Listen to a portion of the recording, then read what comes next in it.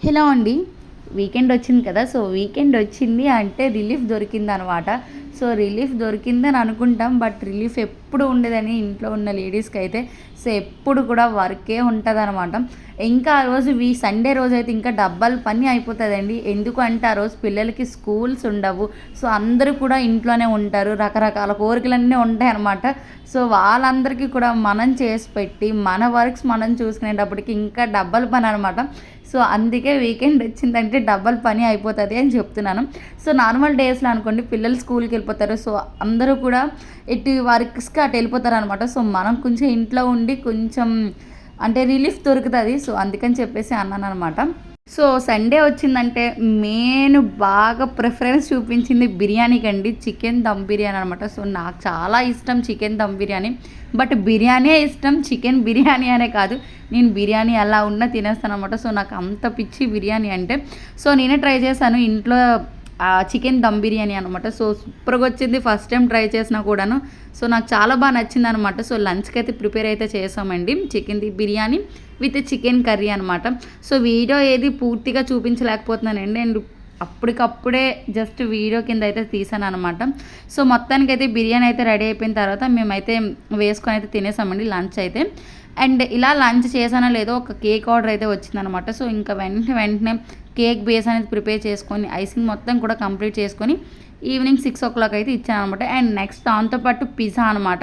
So, మన ఫోన్లో పెట్టాక స్టేటస్ చూసారంటండి ఒక కస్టమర్. సో, స్టేటస్ చూసాక పిజ్జా కావాలి ఒక 2 పీసెస్ పంపించండి ఒకసారి టేస్ట్ చూడాలి అనిపిస్తుంది అని చెప్పారనమాట.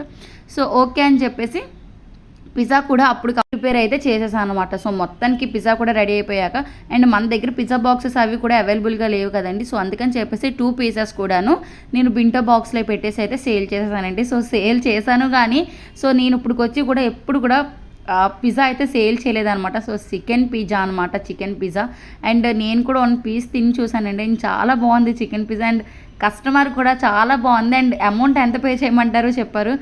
అండ్ అమౌంట్ అది అవసరం లేదులేండి. సో, నాకు తెలిసిన కస్టమర్ అనమాట. అమౌంట్ ఏమీ అవసరం లేదు అంటే సో, ఆ 2 పీసెస్కి 100 రూపీస్ అయితే 100 రూపీస్ అయితే ఫోన్పే చేశారండి.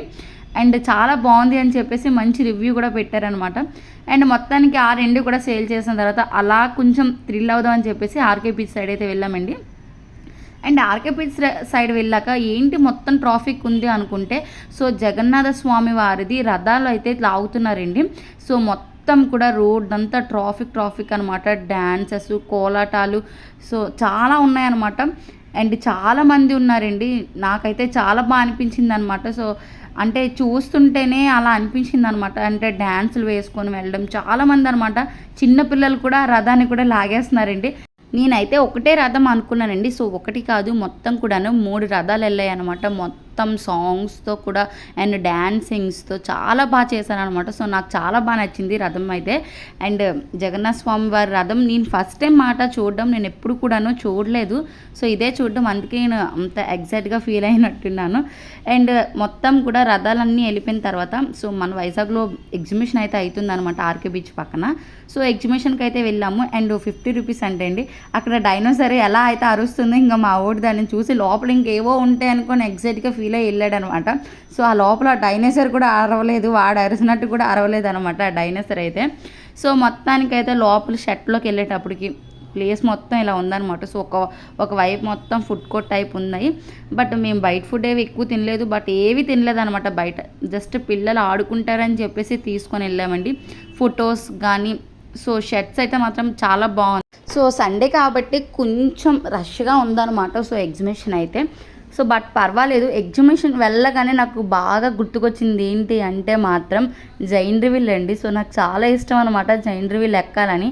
బట్ ఆ రోజు నేను జైంట్ వీల్ ఎక్కలేదు. ఎందుకు అంటే సో, మా హస్బెండ్ కూడా ఎక్కనన్నారు. అండ్ పిల్లలు కూడా భయం పడుతున్నారు అనమాట ఎగ్జిబిషన్ ఎక్కడానికి.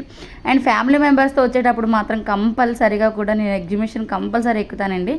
అండ్ మొత్తానికి కొన్ని గేమ్స్ అయితే ఉన్నాయన్నమాట. మా వాళ్ళు గేమ్స్ చూసి ట్రై చేస్తామన్నారు. బట్ ట్రై చేశారు ఏమీ రాలేదు. నెక్స్ట్ వచ్చేసి బాల్స్ బెలూన్స్ అంటే చిన్న బాల్స్ ఉన్నాయి కదా, ఆ బాల్స్ అనేవి వేస్తే మనకి ఏ నంబర్ మొత్తం కూడా వేసిన నంబర్స్ అన్నీ కౌంట్ చేసి ఇస్తారనమాట. సో, మీరు ఎప్పుడైనా ట్రై చేసి ఉంటే ఈ గేమ్ ట్రై చేయండి ఒకసారి. అండ్ గొప్ప థ్రిల్గా ఉంటుంది అనమాట. సో, మొత్తానికి గేమ్ మొత్తం అయిపోయిన తర్వాత సో, మీరే చూడండి ఏం తెచ్చి ఇచ్చాడో తను. యాక్చువల్గా ఈ నంబర్ మొత్తం నంబర్ కౌంటింగ్ అయితే మాత్రం 18 అనమాట. సో 18 కౌంటింగ్ అయితే ఈ బుట్ట తెచ్చిచ్చారండి, చిన్న బుట్ట. సో మొత్తానికి ఇంకెందుకులే అని చెప్పేసి ఒక బుట్ట పట్టుకొని వచ్చేసేయండి. అండ్ నెక్స్ట్ వచ్చేసి ఇంకా పిల్లలు ఆడుకునే గేమ్స్ ఉంటాయి కదా, సో అవన్నీ చూసుకొని ఇంటికైతే వెళ్ళిపోయండి. అండ్ మీకు ఈ వ్లాగ్ ఎలా అనిపించిందో కామెంట్ సెక్షన్ అయితే చెప్పేయండి. Okay, bye.